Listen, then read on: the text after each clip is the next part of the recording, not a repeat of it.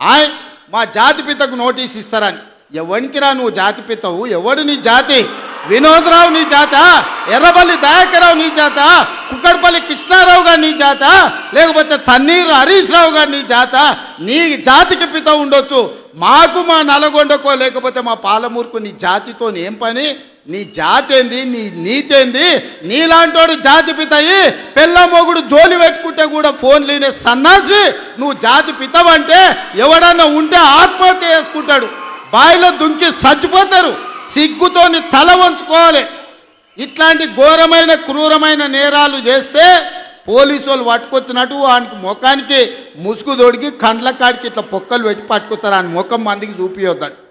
మన పోలీసు వాళ్ళు పిలిచినప్పుడు హరీష్ రావును కేటీఆర్ని అందరినీ ముఖానికి ముసుగు తొడిగి పట్టుకొచ్చేది ఉండే, లేకపోతే ముఖానికి మసి పూసి పట్టుకొచ్చి పోలీసుల ముందర పెట్టేది ఉండే.